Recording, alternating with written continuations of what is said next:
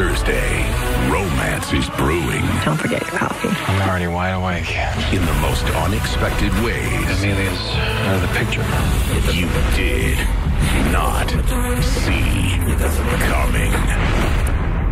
My God, you are just chiseled. I should go to my room.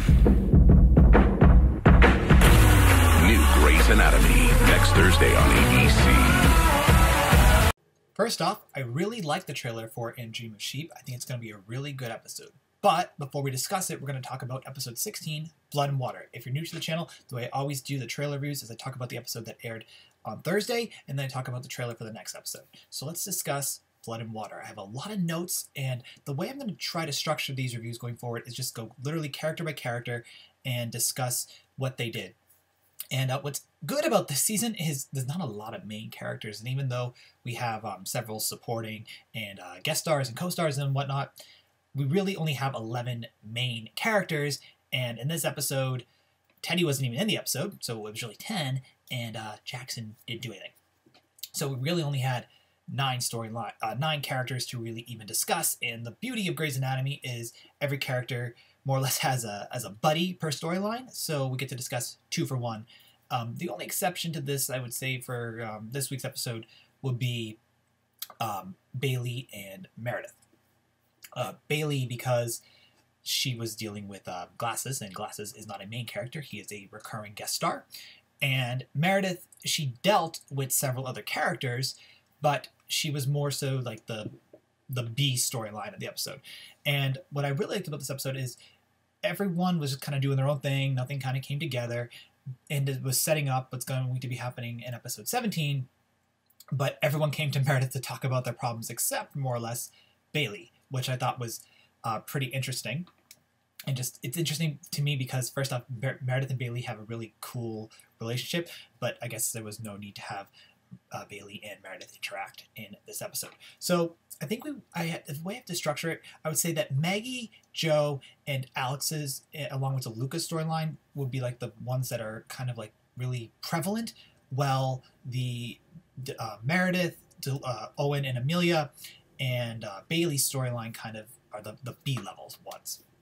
So let's go. I'm just going to go by the order of my notes. It's Meredith is first, and then after that we'll talk about Maggie and Weber, then we'll talk about Owen and Amelia, then we'll talk about Joe, then we'll talk about Bailey, DeLuca, and Alex at the end. So let's begin. As I said, Meredith really seems to be the B storyline of this episode. She had a dream in the beginning of the episode as well, and I really did like the dream. I really liked seeing her mother. I thought it was really funny the way the mother interacted, how Alice Gray interacted with Maggie. She called her Margaret, which you knew she would do. We've never seen them interact, obviously, because Alice died in season 3, and Maggie came on the show in season 10. But it was just nice to see that little scenario there. And Meredith was given a sign, which is, I believe that the sign said, the answer or the light is in the blood, something like that. And it started Meredith on her storyline for probably the remaining 8 episodes, where she's going to make some form of advanced scientific discovery. But this setup really put her into the back burner of the episode, where she became a sounding board for other characters, and she became sounding boards specifically for Alex, DeLuca, and Maggie. So that's really all she did. And she had a nice scene at the end of the episode when she got to talk briefly to Amelia, but Meredith's storyline was really her trying to figure out the question, because she had the answer for what her mother gave her, but she was really just pushed off to the side. So let's talk about the people that she interacted with. And the first one would be Maggie. Now, Maggie's storyline interacted with Weber, where Maggie, due to her outstanding breakout surgery a few episodes ago, where she was able to save that person, her colleague or her former medical student who she hated. She's been garnering a lot of fame, and she's on a podcast, and there was a fun line where Weber talked about, like, why is it called a podcast, blah, blah, blah. And I liked how they utilized James Pickens Jr. here, because what happens is, first off, he's coming off as funny, and then Maggie in the interview blatantly says she is the love child of Alice and Richard. And now, as viewers of the show, we always kind of just accepted that that's a scandal, but like we always knew about the Richard Alice affair, so it just kind of made sense that there was a child, and the people in the hospital accepted it. but the medical community at large, and other people who are just kind of interested in medical history and medical representation, would have no idea. And so now Weber's his background and whatnot is going to come out to the public, and people are going to be like, oh wow, he's a cheater. Maggie's the love child, and then this could even somehow affect Catherine, which Weber pointed out. So his reaction, I thought, was completely justified, because it was just a shock to his system, because he has to deal with the ramifications of it beyond just the hospital and beyond just Seattle. But I did like the way that Maggie dealt with it, and that was really what was up with Maggie and Weber. There was one scene where they're in the gallery, and Weber did tell her it's her story to tell, which I did like that quite a bit. But there was one line I wish they had added to it, where she was like, well, Richard, I've grown to love you, and what, something to show that that she does love her father, her biological father, because we obviously know she loves her adopted dad. But I just wish there was a storyline just to show how much this relationship means to her and to him. But overall, I did like Maggie's storyline. Her storyline of the several A ones that we have, which would be Alex's, Maggie's, and DeLuca's, or sorry, Joe, Maggie, and DeLuca's. I would say hers is the lesser of the important ones. So then, Owen and Amelia's storyline is important, but it's a B storyline for sure. And essentially, what happens is they're trying to figure out who should have custody of Leo, and in the end, Amelia gave him custody, and they properly broke up, which I'm a fan of. I ship Owen, but I can't see it happening at the moment because of Karasik, unless her and Karasik break up. We'll talk about that in the trailer section of this video. But Amelia needs to get away from Owen. He and her don't mix, and people have been commenting that Owen's reaction to just Amelia in general and to people is wrong. And here's the thing: Kevin McKidd's character, first off, Kevin McKidd is playing the character perfectly, and Owen doesn't process his anger and sadness in a way that might hit someone who's a bit more sensitive, because he gets angry, he lashes out, as opposed to being able to know he's upset and take it in and deal with the actual emotions and the fallout of it. He is just dealing with raw emotion, and he doesn't believe addiction's a disease, even though we know he does. Like that, he said that last week, and that struck Amelia. And Amelia's a very sensitive character, so that line resonated with her. And obviously, she is an addict, so her and Owen just don't mix. And people can criticize Owen all you want, but the thing is, he lashes out and then regrets it, and that's how people are. It's a very, very common thing, particularly with the men. So I get why Owen reacted the way he did. Now,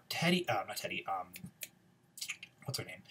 Betty, or Brittany, gave Owen and Amelia full custody of Leo. And the reasoning why that Amelia was there, she had given it to, Betty had also given the custody to Amelia, but this was always Owen's kid. Like, Owen fostered him from the start. Owen always wanted him.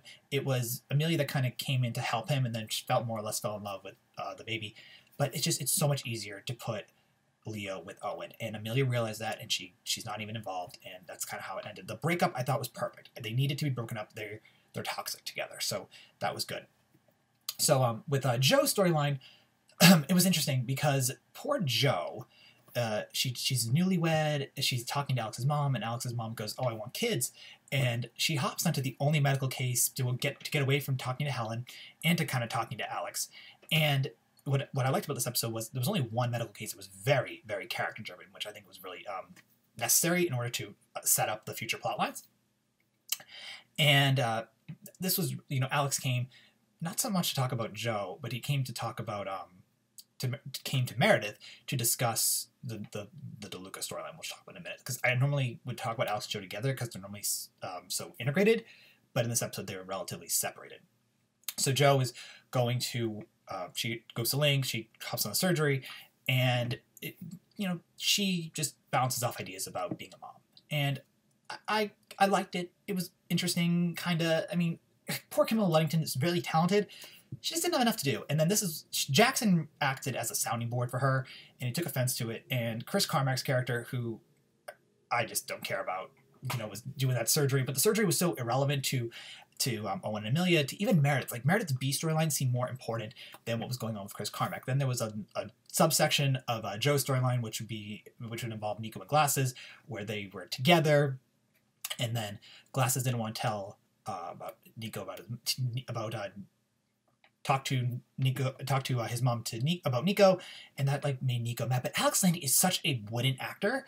I can't like get on his side. I don't care about their storyline at all. So like, you know, those three characters were just really pushed in there. So the surgery was really like Joe's surgery because it was her time to shine, even though it was Link doing all this. I think the surgery was designed to show us that Link operates an athlete. This is why he's such a good orthopedic surgeon.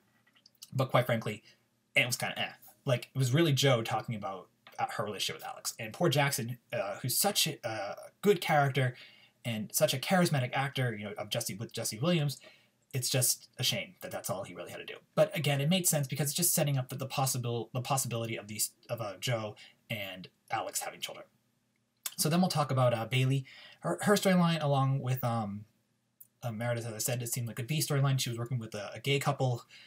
One of the partners had a disease. He was putting blood clots, and then she was working with Glasses, and she was kind of acting as a sounding board to Glasses. A lot of characters were, I feel like, used as sounding boards, but Glasses being the one to have the issue and not Bailey is annoying to me.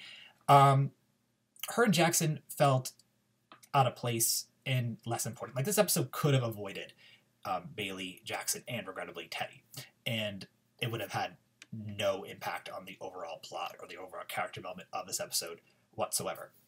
So the really big storyline here would be DeLuca. And DeLuca's father comes to Alex. He offers the idea of a baby in a bag, which, by the way, I know that they cut April in Arizona, but this storyline, and you bring in this storyline and you do not have Arizona Robbins? What is wrong with the production department? Like, I would have cut every intern and the idea of Link and Nico Kim to just you give us DeLuca's father and give us Karina, but keep Arizona. Like, find the money, because this storyline is perfect for Arizona. Alex goes 10 years in peds, which is crazy that he's been attending for that long, even though the show's been on for 15 years. You know, he goes 10 years in pediatrics, or maybe he's only been attending for 4 or 5 years. I'm not really sure. Point being is he's been in the pediatric section of surgery for a long time, and he goes, this idea has never come up to me, and I like that. But then, like, we have the falling out with DeLuca and Alex because, or DeLuca and Karina, where DeLuca is talking about how much he likes his father, but he's dealing with his sister, and then Alex is like, I love the idea, do I do it?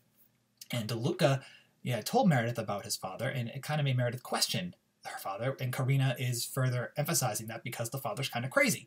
So the plot line of this, Alex and DeLuca didn't even seem to fight. They both wanted to fund the idea. It's a cool idea for sure.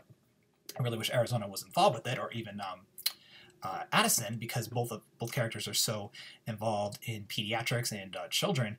It just makes no sense that neither one are involved. But I like the idea of bringing back Karina, and I like the idea of DeLuca's father being more or less relevant and learning more about DeLuca and Karina and seeing how they're going to interact and how this baby in a bag can make DeLuca even a more prominent surgeon. So I thought that was really well crafted. So overall, I really do like Blood and Water. It's a setup episode, and a setup episode normally can blend into the anatomy of a TV show, but I think what this episode is setting up is really cool. I mean, Owen and Amelia really stuck out, along with what's going to be going on with DeLuca and his family. So I did like that quite a bit. And also, I do wonder if Meredith will end up finding some form of new scientific advancement in order to further her medical career. And then I also do wonder about what's going to be happening with Maggie and Weber, if there's going to be some form of a scandal that will last a couple episodes like they had with the Harper Avery, just not onto the extent that the Harper Avery scandal was. Just like a light scandal, like in the show Scandal, where we have like an issue that gets resolved within 1-2 episodes. So it was a good episode. Overall, strong. It focused on DNA. The ending scene with the three sisters I thought was also really, really well done. I just like seeing them together. They've had very little interaction this season, a couple times in the beginning, but like Amelia and Meredith have barely interacted this season, which I thought is, first off, is a shame. And I do hope that they get back together to interact soon enough. So now let's talk about the trailer for And Dream of Sheep. The trailer is hilarious because it is DeLuca and Meredith, Owen and Teddy, and Amelia and Link. And it's just kind of setting up that Amelia and Link might get together, which is fine because, quite honestly, I think she needs to be with someone who's a bit more fun and not so rigid, and Owen is that personality right there. Link is fun, he's outgoing, he's also more or less, he's kind of a goofball, and I think he can handle the issues of Amelia. Owen had a tough time handling it, and now that there is no tumor, she can literally start fresh. Owen and her just have so much baggage. So I can ship Amelia and Link. I totally get that. I talked about the romance very briefly of Owen and Teddy. Honestly, the Towen romance, I want to see it. I really, really want to see it. I think it could happen. But I like her with Karasik so much. But I think once that baby is out, she's going to go right back to him, and he's going to be right with her, and they're going to have a little family, like right away. They're going to have 2 kids and each other, and I think it'll be perfect. And poor Karasik will be probably booted off to the side. But if you want to give Owen a happy ending, that's how you do it. You have to essentially get rid of Tom's happy ending, and Tom is such a really well-developed character. But you know, this is Grey's Anatomy, so they always don't have to give characters happy endings. They could kill someone. I mean, poor Teddy could die. Doubtful, but she could. One thing I do want to say about Kim Raver, though, is she's been in very few episodes this season. She really feels like a guest star, not a starring character, and I think that's because she doesn't have a person. Now, way back when she was a main character in season 6, 7, and 8, she had Owen and she had Christina to really work with, and she also had Henry. Here, she doesn't have anyone, and so because she has no one to really latch onto, her presence isn't as impactful. And I'm not saying that you need to have a person to be impactful, but like Amelia, more or less, she has Owen. Like her storylines are driven with Owen. Then she has her storyline with Meredith when they come up, and then her interactions with Maggie. Maggie has her sister. She has Meredith and Amelia. She has Richard, and she has Jackson. Alex has Meredith, and he has Joe. Now, Arizona, when she was just on the show, she had April and Alex. And, you know, had they only kept Arizona, she would have still had Alex. Like, it would have made sense for, you know, characters when you have someone to talk to and interact with are more fun to watch as opposed to them going solo. And DeLuca even has Meredith. He has Karina. He also had Arizona. Now he has his father. So, like, as long as you have someone to really bounce around with, it's fun. And Teddy, she has Karasik, but he's also a guest star. Like, she's a main character with no real person on the show, and she needs a person. And I do hope that if Kim Raver stays on for season 16, which since I'm assuming Kevin McKidd is not going to be cut, she will be staying on, she gets a friend. And I'm hoping that friend is Meredith. So also, from the episode description, it says, ties are strained as Andrew and Karina confront an unforgiving family history. Meanwhile, Teddy and Owen work together on a married couple who is expecting, and Amelia attends a conference for alternative pain relief. So what's cool about this trailer is 2 of the plot lines that are in the episode description are blatantly in the trailer, which I like. Now, in terms of like what's going to happen at this conference, who knows? But minus, you know, Meredith, Amelia, and Link possibly hooking up. But it's right in the trailer, so I like that. Teddy and Owen working together on a married couple. Now, we didn't see the couple in the trailer, but we knew they were going to be together, so now we can kind of put 2 and 2 together, so that's smart. And then we have ties are strained as Andrew and Karina confront an unforgiving family history. We know about the father and how he kind of is crazy, but we saw DeLuca talking to Meredith, and I like that. Now, Karina wasn't in the trailer, but I'm curious what Karina's will be doing. I'm on Karina's side here, and Meredith seems to be on Karina's side here as well, so I'm assuming that the father is going to be some form of negativity with the relationship between both of them, between DeLuca and his sister, and between DeLuca and Meredith. Just because I think they need to figure out exactly what's wrong with the father and if he's truly of sound mind, kind of the same way what happened with Helen Karev.